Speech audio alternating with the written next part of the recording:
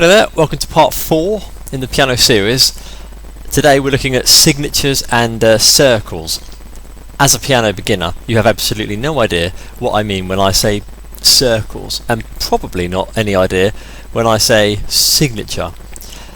As always, the lesson is broken into 3 focus points, and 2 of them involve the word signature, and 1 of them involves the word circle.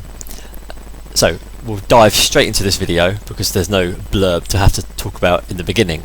So part 1 is simply called key signatures. What does that mean? Well, you've heard me in previous videos talking about keys, and I've said that there are 12 keys. If you remember back in I believe the first, maybe second video, I talked about the main block, which is all these notes from the C up to the B, and then it starts again, and the block is repeated, C up to the B, all the way over the piano. That was in video 2 actually, when I was talking about getting your bearings. We're going to be using the 12 notes which are found within that block, because that block, it can be duplicated anywhere on the piano. Your goal is to be able to, in a fluid way, I'm trying to think of an adverb, fluidly, is to blend together each of the blocks so that you don't see necessarily blocks. That's how we begin to see the piano in terms of getting your bearings, but what you actually want to do is to just simply see the piano as one blend of these blocks without being so rigid in your thinking. Oh, here's a block, here's a block. You don't really want to think like that, and this video is going to help you not think like that. So we're progressing in this video by looking at key signatures. So I've spoken about keys. There are 12 keys until it repeats, so there's nothing different up here or down here. It's simply C and the black notes up to the B, the top white note. And as always, we don't talk about black and white notes, and again in this video I'm going to tell you why, and you're going to see why we don't talk about black and white notes. We only talk about numbers, especially in part 3 of this particular video. So part 1 is, as I say, called key signatures, and what that means is when you start to sight read music, you can see here, this is my list technical exercises book, which I play with every day. You may notice there's a different page in each video actually, because I always work through it time and time again. Key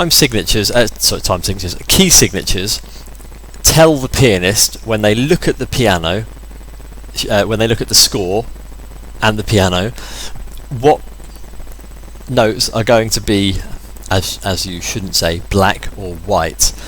And once you know all 12 of these, you can relax, because you will only mainly use 5 of them. Now I know that's a very risque thing to say, but especially in jazz and in most pop songs, there are 5 main keys, and maybe one of them you could say is quite popular in pop music because it's based on the main guitar chord, which is an E major chord. A lot of pop music is written in the key of E for the guitarist, but that's not a popular key on the piano.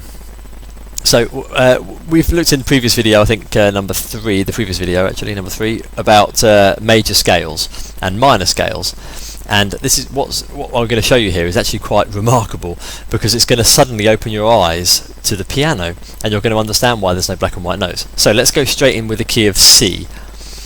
The key of C involves white notes. That's just an easy way to look at the piano, but from that we can easily identify the other keys, and there are 12 of them. So I will begin by saying white notes, black notes, white notes, black notes, but as we go through each key, having learnt the major scale, which you should already know before you watch this video at all, you'll come to see why I'm not saying black and white notes. So it will just become obvious, especially when you start practicing after this video with various tips and recommendations I give you. So in the key of C, we know the major scale comes from, in all of the 12 keys, the major scale comes from finding a note, which we can call 0, and then following a template, which is whole tone, half tone, whole tone, whole tone, half tone. or to say it more quickly, whole whole half, whole whole whole half. And that gives us the resulting major scale sound, which everyone is familiar with. And from that scale, many things happen. First of all, the major triad, which is the first and the third and the fifth, and you must know all of those in all 12 keys at this stage in your learning. So if you don't yet know those, you must stop this video and go back to number 3, or spend a few days going through all the major scales in all of the 12 keys. You absolutely must know them before we continue. And so the key signature is primarily on the score on the page, and it tells you just by looking how many sharps, which is going to the right from one note to the next, a semitone or half step or half tone, or going down, which is a flat, going down one half tone. Now the symbol for a sharp is the hash, the 2 lines, like a hashtag on Twitter, and a flat is a lowercase b. See an image on the screen there. That's all that you need to know at this stage, because that's all there is to know. There is one other symbol, which means when you should play a flat or a sharp, you actually don't, and that's called a natural sign. I suppose I'll put the image on there for you too, but we don't need to worry about that at all for the time being. That's only when you start to play music, and when you expect to play a particular black or white note, the music doesn't want you to, and it will put a little natural sign there and tell you to play the actual white or black note, what it was originally. It's quite interesting. So everything comes from the C major scale in terms of visualization, not in terms of musical theory. And what we're going to do is go through those, and you're going to understand that. Afterwards, we're going to go round the circle of fourths and fifths, which is part 3 of this video, and you will understand how it all fits together by the end. It's very, very interesting and very exciting and very revealing for you. So, C. We've got the major scale. I'm not going to talk about what the notes are in each major scale, because you should know those already, so I'm going to assume that you know the major scales. I'm now going to tell you how it works. In the key of C, there are no black notes, which means that there are no sharps, which means one half step to the right, or flats, which means one half step to the left. In other words, all the notes are white, which is just quite fortunate. However, when we go to, let's say, the F, because we used the key of F in the last video, what we're doing here is, from the major scale, which you should know from the previous video, there's one black note here. So, in other words, we have to play this note and not this note, because if we play this note, listen to how it sounds. Let me play a C major, just so you get the sound of the major scale, and now I'll play F major normally, and then with the wrong note. Correct? Wrong. Do you see how that sounds wrong? Correct. Wrong. Okay, so we can't play this B because it's not in the scale of F, it's not in the major scale. When we do the whole, whole, half, whole, it automatically takes us over this white note, and because we've modified that white note and it has gone down, it hasn't gone up because we're already playing this note naturally from the scale. That's automatically there. The note that we have jumped over, the white note that we've jumped over, was a B, F, G, A, B, and because it's gone down due to the law of the major scale, it jumps directly over. It's the B which isn't played and which has gone down, and that's called a B flat. In other words, because there is this one flat to make the scale sound correct, based on the whole half logic of a major scale template, we can say that the key of F has one flat. It's down to you to know what it is. It's a B flat, and it will always be a B flat. It always was and always will be a B flat. So that's the terminology that pianists use. We'll say B flat, and the key signature is one flat. So when you look at the piece of music, and we start to look at how to read music, or in your own studies, when you just see the one flat symbol at the beginning of the music, you just think, oh, one flat. That means that whenever there is a B written on the page, on the score, or if I'm playing a piece of music in the key of F, I am not allowed, unless the composer or me as a performer wants to play a wrong note, this B, if I want to play that, I'll put the natural sign. But otherwise I must never play a B, I must always play a B flat. Simply because the logic of the major scale theory tells me that that is the note that I must play, which was a B and is now a B flat. That's how it works. So the key signature for F is 1 flat. Now let's go to the key of G, and you'll see why we're going to the key of G. Let's take the major scale of G, which you know.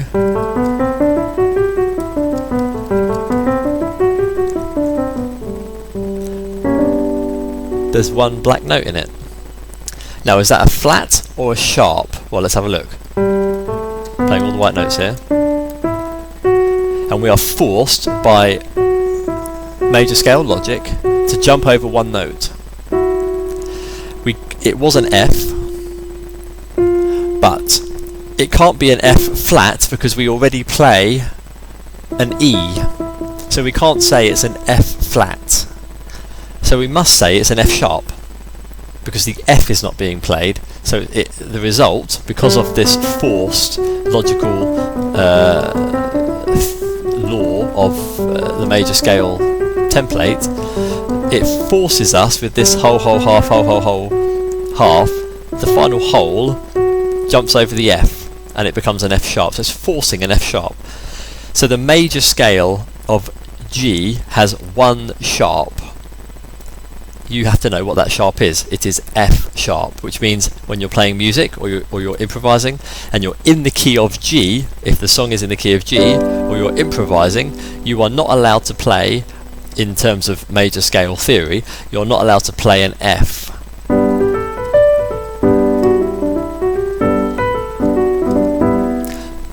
Because that's the major scale theory.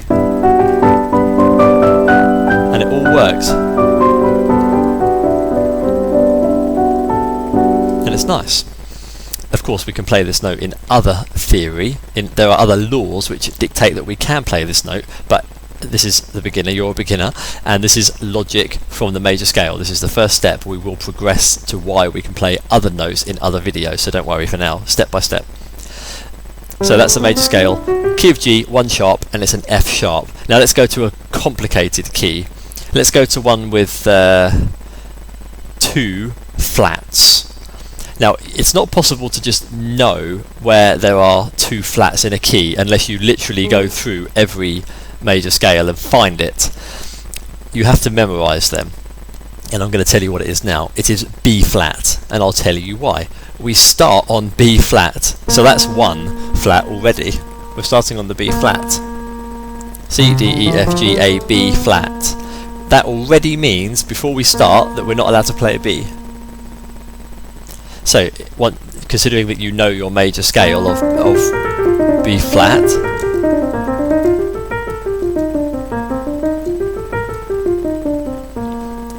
2, 3, 4, 5, 6, 7. 1, 2, 3, 4, 5, 6, 7. There are 7 notes as always. You will play like this. That means we're jumping over this note. So this, what was a white note as an E, is now an E flat. It's not an E sharp because we're already playing this note. You can't have an E sharp and an F because that's the same thing.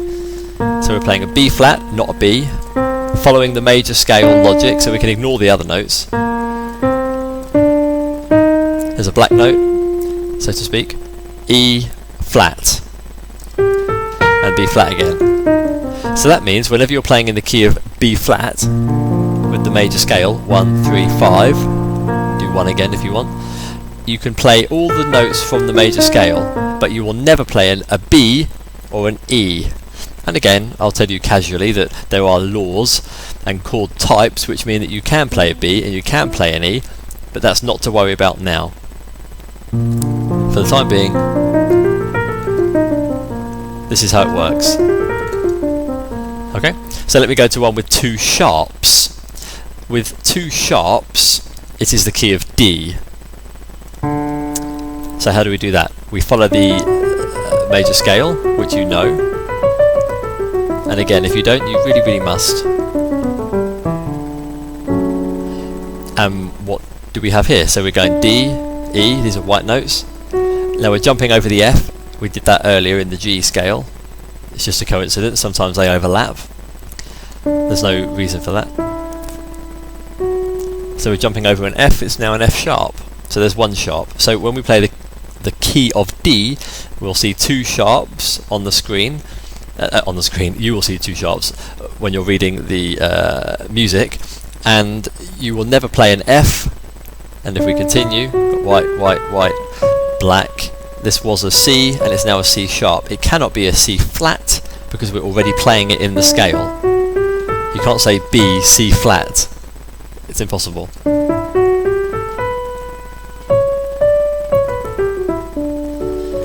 Play 1, 3, 5. And it all works. That's the logic. So two sharps is D. And in part 3 of this video, I'm going to talk about the circular fourths and the circular fifths, and you will see how they are all connected together, and I'm going to give you a little secret in how to find the minor, the relative minor, and I'll talk quickly about the relative minor and the relative major. That's just in a moment. So that's the concept of major signatures. That's how it works, of major signatures, of key signatures. That's how it works. So it's not something that you apply, it's just something that you must know at this stage of your studying, because when I start talking about keys, you have to know automatically what notes are in it. You have to know what was a white note before it became flattened or sharpened.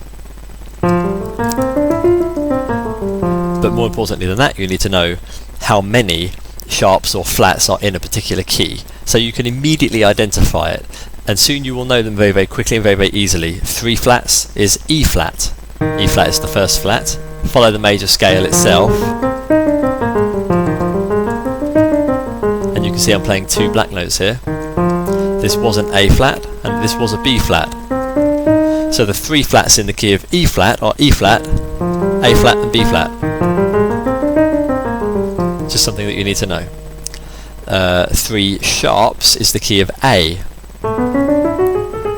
And again, you know the key of A from your studying. We have an A, which is normal, a B, which is normal. And then we are forced onto a C sharp. There's one.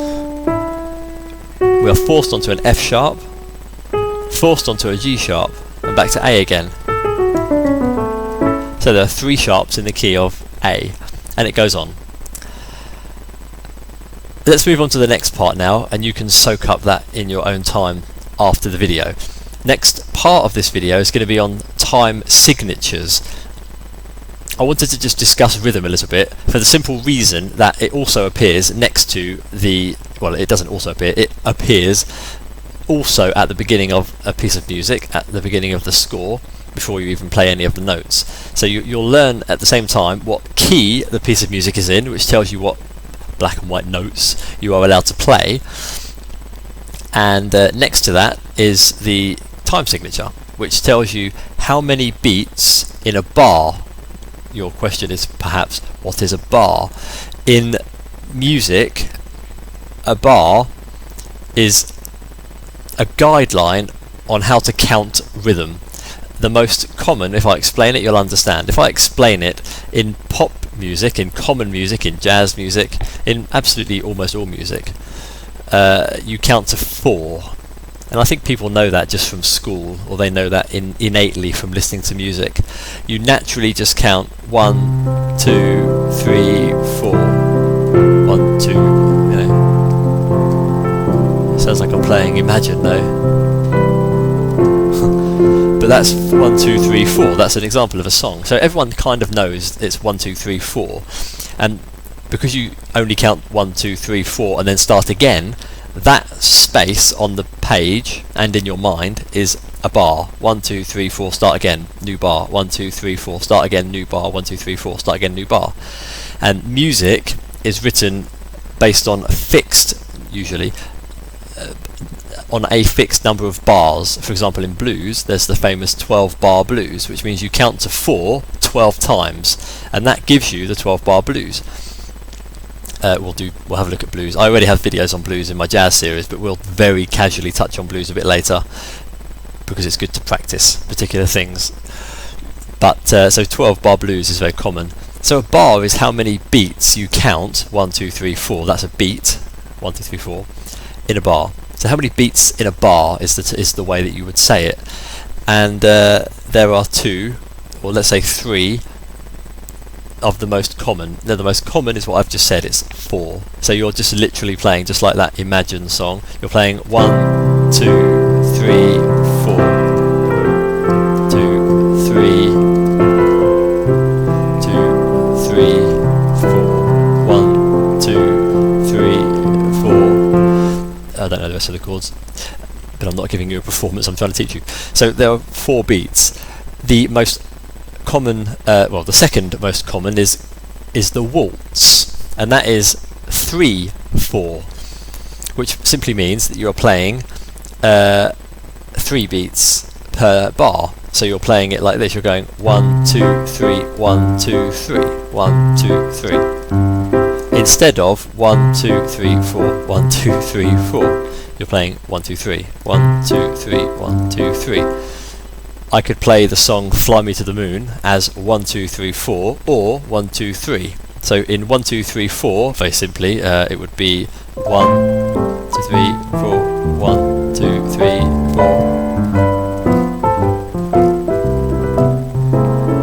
1, 2, 3,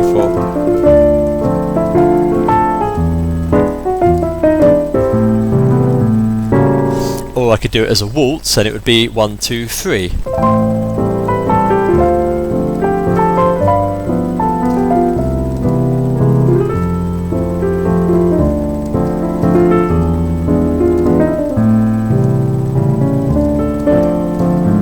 See? 1, 2, 3. You feel the 1, 2, 3.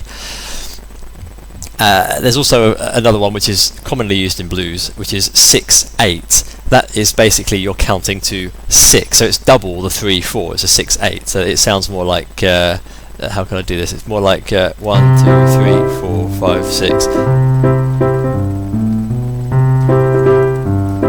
1, 2, 3, 4, 5, 6 until it starts again. So you're not just going 1, 2. I know it sounds the same automatically, but in terms of the structure and the feeling of when it feels like it starts again is in a different place.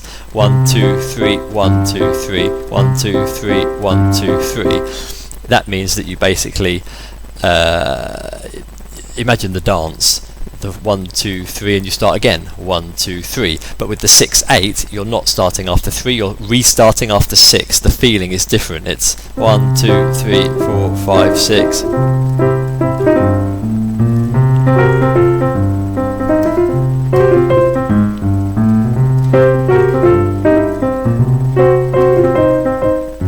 Two, 3, 4, 5, 6. 2,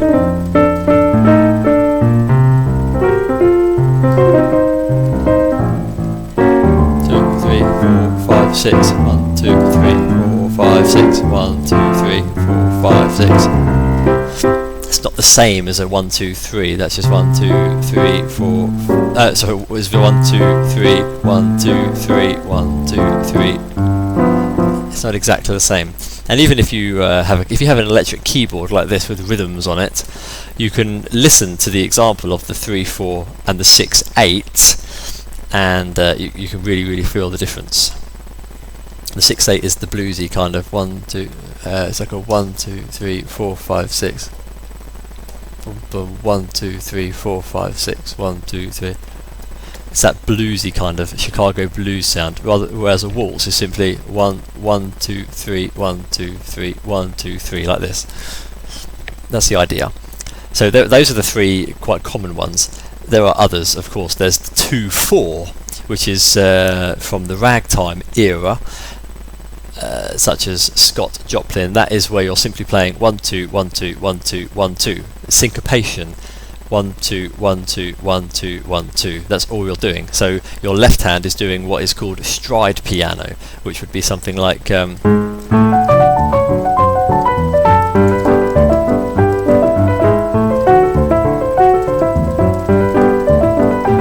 like this. 2 1 2.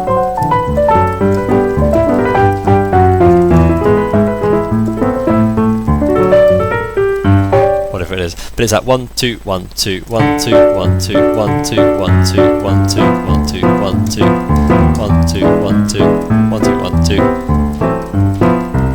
whatever it is, 1 2 1 2. There's another example. There's a famous piece of music which everyone knows, I think, by Dave Brubeck, called Take 5. That's in the time signature of 5/4, so you actually have to count 1 2 3 4 5 1 2 3 4 5 1 2 3 4 5 1 2 3 4 5. It becomes a bit more complicated. You really need to concentrate with that. So the ones that you need to worry about are 4/4 and 3/4. I just told you that 6/8 is quite common. So 4/4 and 3/4. So a normal standard sort of rock rhythm, or the waltz. Now, what I want you to do, with what we will do and what you will do after this in your own practice time, is to use different time signatures, the 4/4, the 3/4, and any others that you discover in your own research. And whilst you are discovering the key signatures, because these are time signatures, what we just did, whilst discovering the key signatures and practicing with different time signatures, you're going to use part 3 of this video, which is about the circle of fourths or fifths. It depends which way you go. Now, circle of fourths and fifths is an interesting subject, and it will open up the whole piano for you, and you'll start to think less and less about black and white notes, only about numbers, because fourth, fifth. It doesn't say black, black, white, black, white, black, black, white. It says fourths and fifths. It all comes from the major scale, and we start on C. C is the master key on the piano. And we're going to count 4 or 5 up or down. Now this is quite interesting, look. It depends if you count 4 up or 4 down, or 5 up and 5 down, because you actually end up with the same thing. So if I count up 4 in the major scale of C, everything's in the major scale of, we're not doing any chromatic things, we're just doing the major scale. And we're taking only the 4th and the 5th. C to F is a 4th, going up. If I go down in the scale of C, a 5th, sounds like Fly Me to the Moon, doesn't it? That's just a coincidence. That's how the music was written. We end up on F also, as if we came up from here. 1 2 3 4, or 1 2 3 4 5. So first thing to note about the circle of fourths or fifths, going up a 4th is the same as going down a 5th. I'll say it again. Going up a 4th is the same as going down a 5th. Okay? So the only way to get the opposite result is to go up a 5th or down a 4th. That gives you the different note. So going up a 5th in the major scale, we come to a G. If we go down a 4th, we get the G in the same major scale of C, always in the major scale. I can't say it enough. 1 2 3 4 5 up is the same as 1 2 3 4 down, and the same going up a 4th is going down a 5th.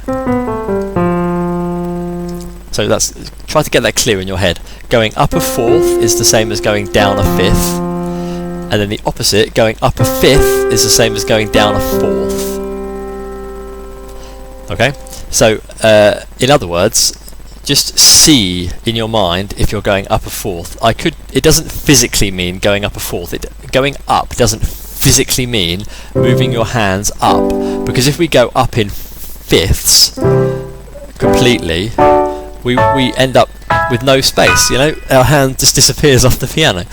So it doesn't mean physically going up a fifth or fourth, or physically down. If I go down a fourth, I have no more notes left, and it's all ridiculous. It just means playing the fifth interval of the major scale. That's what it means. So I can play them all within the camera shot. So I could play all the fifths going up a fifth or down a fourth. So let's say up a fifth, count up a fifth. C would go to G. Now going from G, from the key of G, because we follow the major scale of each new chord that we play, I'm playing the triad, the 1, 3, 5 of the major scale. It's all major scales. C going up a fifth becomes G. G going up a fifth becomes a D, but I can still play it here. D going up a fifth becomes A. 1, 2, 3, 4, 5. A going up a fifth becomes E, so I can play it here. E goes to B, B goes to F sharp, F goes to D flat, which goes to A flat, which goes to E flat, which goes to B flat,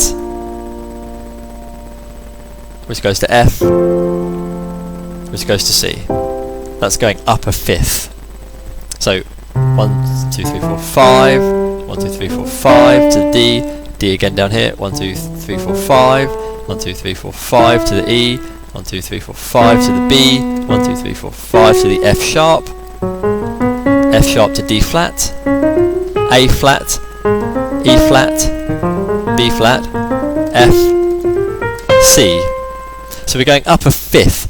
This is not something that I know. I haven't memorized C, G, D, A. I just simply see it in my mind, and I say it whenever I need to say it. So I haven't played physically the circular fifths for years, so I had to just count simply up a fifth within the major scale, so I knew what note to play just by counting up a fifth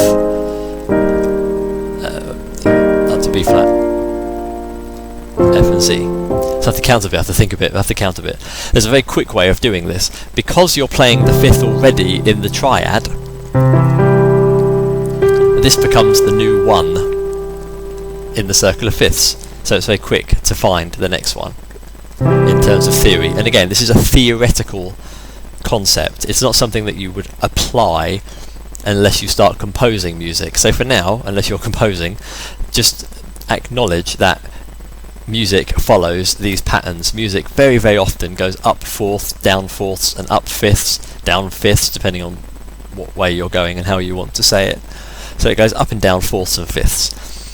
So you do need to know them because it relates the keys together. So C sounds nice when it when you go down a fourth,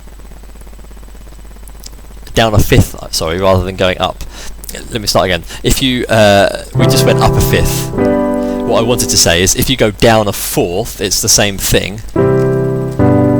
So I would have to go up a fourth to have a different sound, which becomes F. Now that sounds very musical. If I go up in the circular fourths now, let me do it with some kind of rhythm.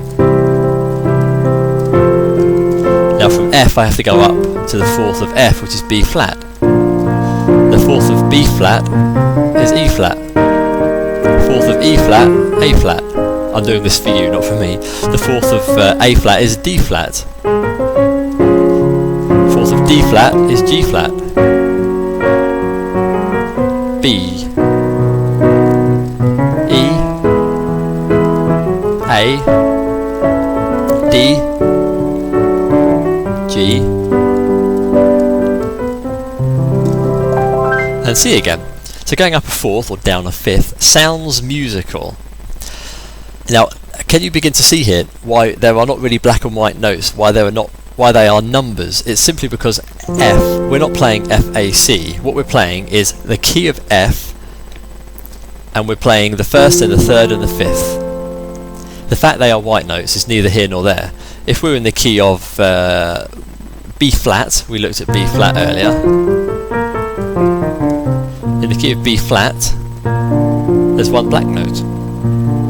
Doesn't mean anything at all if it's black or white. It's just the key of B flat, and that gives us a black note, a white note and a white note, or it gives us B flat, D or F, but more importantly we are simply playing the first and the third and the fifth in the major scale of B flat. That's the logic, that's what you need.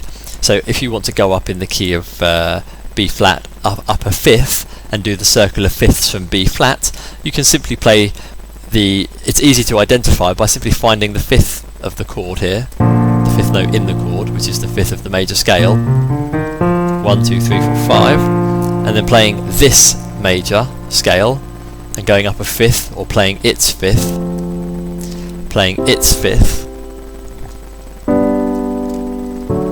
so it's very easy to find the circle of fifths.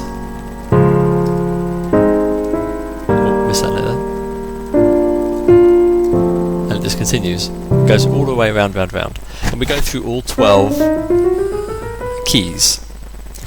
So you have to know the major scales in all the 12 keys. That enables you to be able to play the triad, and from that you can easily find the circle of fifths. That's it for that. Now, there's a very interesting way to find the relative minor. What does it mean? Relative minor is very, very simple. What it means is, if you remember from video 3, we talked about major chords, major triads, and then making a minor means you drop the third a half step, or semitone, or half tone, depending on how you want to say it. It's the same thing. The third, minor only refers to the third, and it goes down one step, one physical note. Doesn't matter if it's black or white, not important. That gives us that minor sound, not the happy sound of a major. Gives us the minor, sad or serious. And from there, minor also has its own scale. So what does that mean? Well, there's an easy way to play to find the major, to find the minor scale, is simply by taking the sixth of the major scale that you are in, which is in the key of C, 1, 2, 3, 4, 5, 6. This is A, and we simply play the. So first of all, this A, because it's the sixth in the major scale, this is called, if we consider that this is now number 1, this, if we play the major scale of C from this note to its octave, I'm only playing the scale of C, I'm seeing the scale of C, but I'm playing it from A to A. What this results in is I automatically have the A minor scale.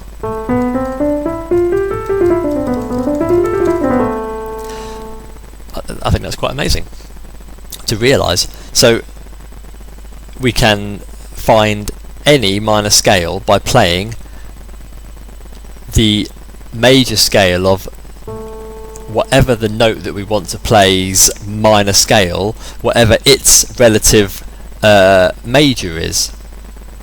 And we find its relative major by finding its minor third. So you can see if we played, I know it sounds very complicated, but it isn't. I'm just giving you concepts that you know already. If we play the major scale of A, and then we play the triad, this is 1, 3 and 5. The minor, we minor the third, C.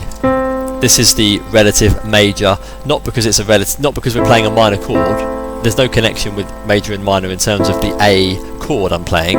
What it means is the related scale I can play.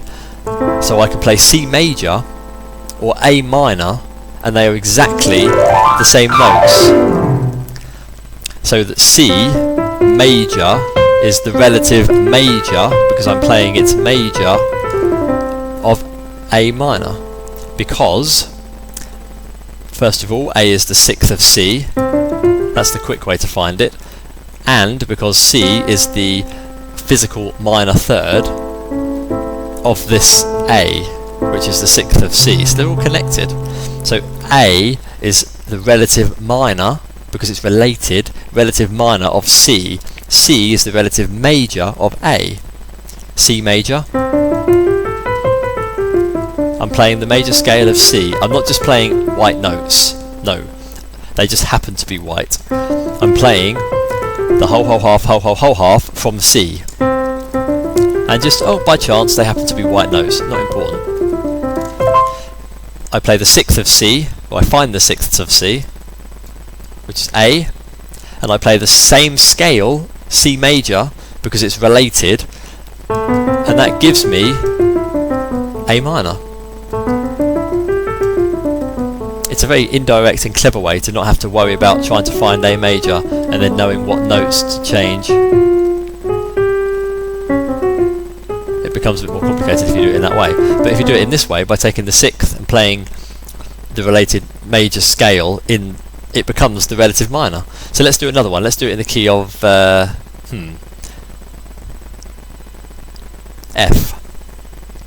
F major has the B flat. F key signature has one B flat. It has one flat, which is B. It's B flat. Now let's take the sixth of F. That's D. So D is the relative minor. So to play the D minor scale, we play the F major scale from D to D.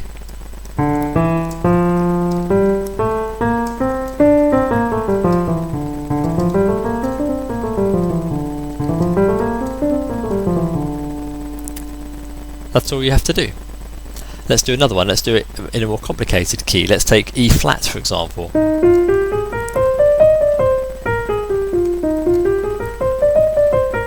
Let's take the sixth of E flat. That's a C. Doesn't matter if it's black or white. We're playing the sixth of E flat, which is a C. C is the relative minor of E flat. So we play the E flat major scale from C to C. That gives us C minor.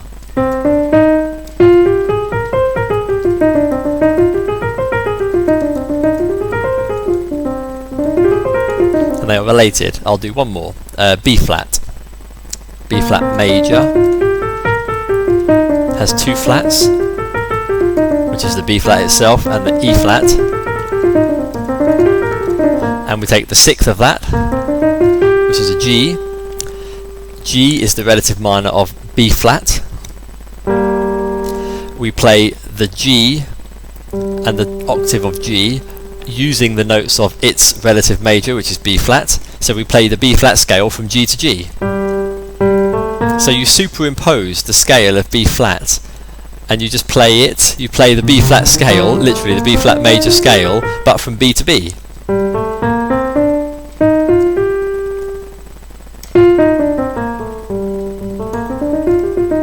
And this is the G minor scale. So I'm superimposing the B flat major scale, which starts here, and I'm just finishing on the G and going back down to the G. It's like child and parent, relative minor, relative major. And that is G minor. And it works with the G minor chord. So to come to the end of the video itself, I'd like to encourage you to try to mix what you've learned. The time signature is a practice foundation for you to apply what we've studied in terms of what's on the piano, and it's a good practice for you now to just get used to the feeling of 4/4 time. 3/4, 1 2 3 4, 1 2 3 4, and the waltz 1 2 3 1 2 3. So try to do some practice with those rhythms in mind, and absolutely familiarise yourself with the circular fifths and the circular fourths, remembering that the circular fourths going up is the same as the circular fifths going down. It gives you the same note, the same result, and going up a fifth is the same as going down a fourth within the same major scale. So you're going to familiarise yourself with those. You have to know all your major scales, and remember that also that the sixth of a major scale, if you play the major scale of which the sixth is, that gives you the relative minor scale. So you're playing the relative minor of you're playing the notes of its relative major scale, because they are connected. That's why they're called related, relative minor, relative major. I will leave it with there. Heavy video, but ask questions and feel free. And I encourage you to go and look for any other theory which is available online, just to reinforce what I've said. Thank you very much for watching, and see you in video 5. All the best.